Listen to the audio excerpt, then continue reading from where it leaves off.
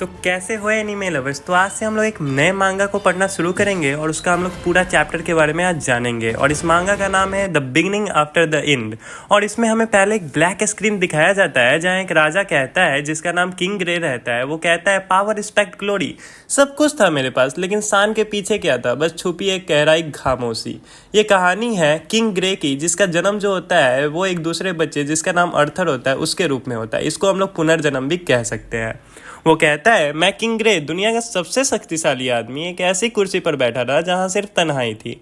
लोग मुझे सैल्यूट तो करते थे लेकिन मेरी करीब आने से डरते थे। अब ग्रे का जन्म दूसरे बच्चे के रूप में होता है जिसको हम लोग पुनर्जन्म भी कहते हैं।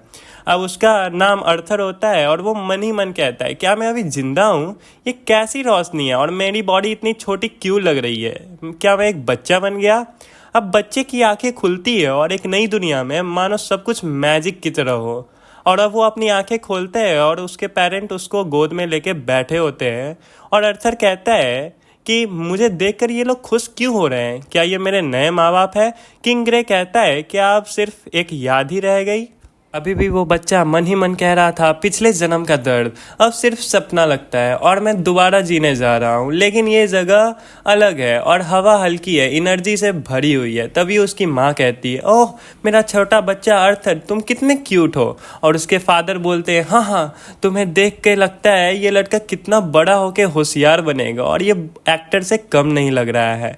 अर्थर बोलता है मन ही मन हीरो, अगर तुम्हें पता होता मैं पिछले जन्म में एक राजा था, पर ये लोग कितने प्यार से देखते हैं मुझे। शायद एक मौका है कि मैं अपनी गलतियां सुधार सकता हूँ।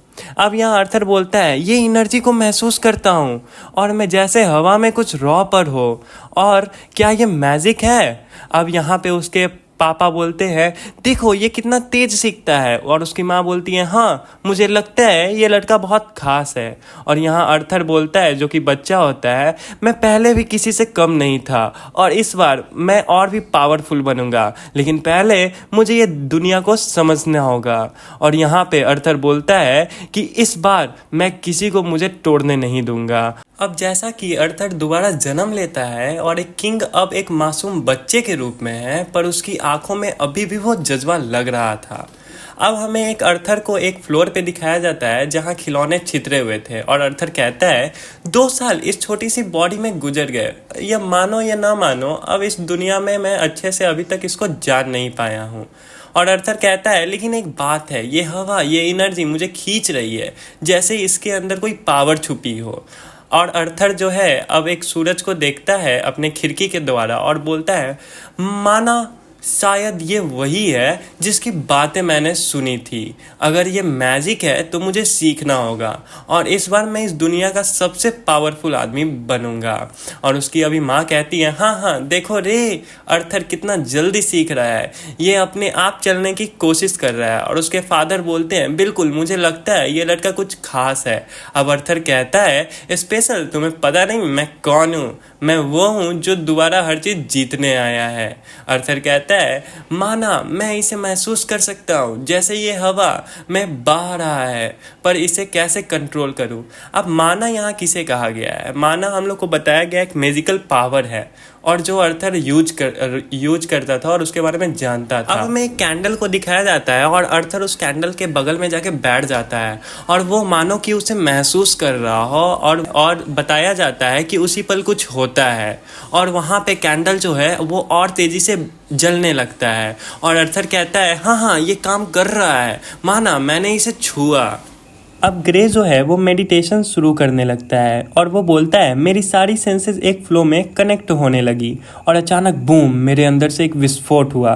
और यहाँ बोलता है ये अमेजिंग है, ये पावर लिमिटलेस लग रही है और मैं इसे मास्टर कर लूँ तो मुझे कोई नहीं रोक पाएगा। अब ग्रे यहाँ बोलता है मैंने माना को कंट्रोल करना सीखा, कोर फॉर्मेशन स्टेजेस ये सब मुझे नेचुरल लग रही थी, शायद इसलिए क्योंकि मैं ग्रे था। अब यहाँ से पार्ट 2 शुरू होता है और ये बंडिट के बारे में है, जो कि डाकू के बारे में हमें इस सीन में बताया जाता है।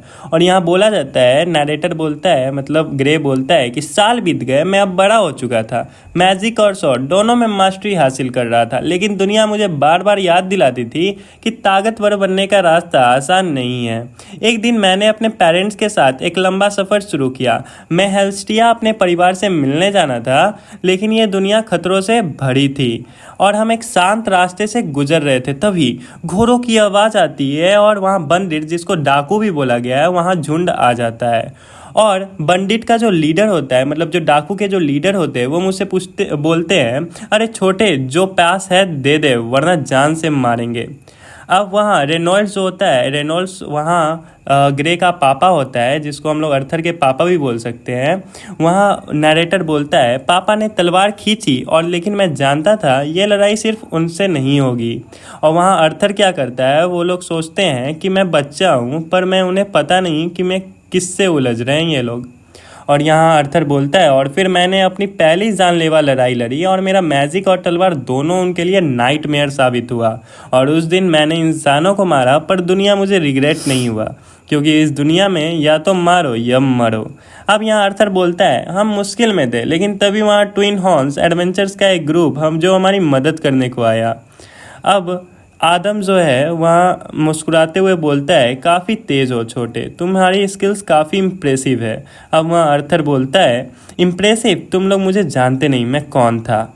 और यहाँ अब अर्थर बोलता है, मैंने उन्हें ज्वाइन किया, ये मेरा पहला एडवेंचर था और मुझे नहीं पता था ये सफ़र मुझे कहाँ ले जाएगा।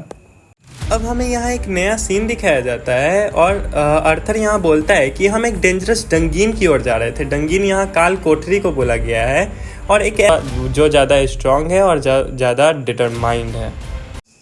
अब वो लोग काल कोठरी से बाहर निकलते हैं और यहाँ अर्थर बोलता है, डंगीन से बाहर आने के बाद सब कुछ बदल चुका था।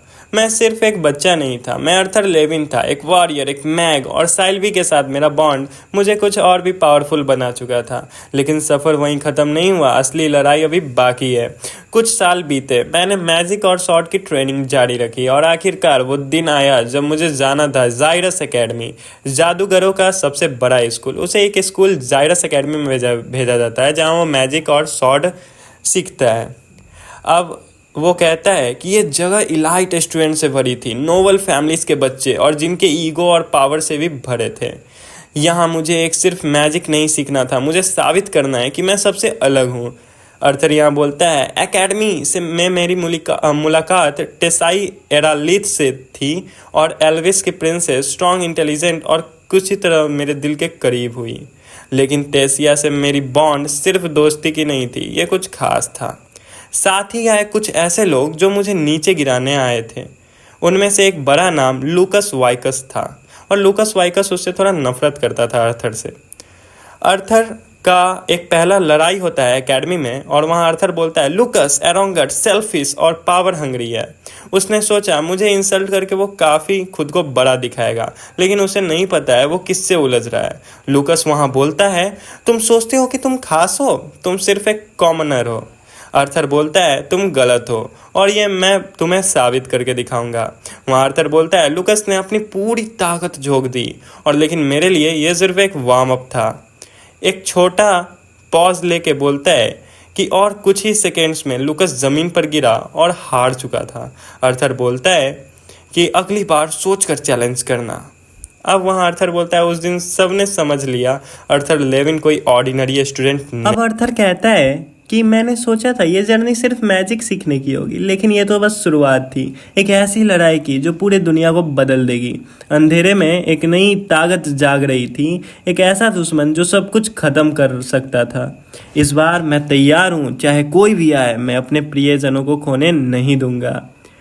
और यही होता है the beginning after the end का सीजन 1 कंप्लीट। अगर आप नया सीजन देखना चाहते हो तो वीडियो को लाइक कर दो, चैनल को सब्सक्राइब कर दो और कमेंट में नेक्स्ट सीजन ज़रूर लिख देना।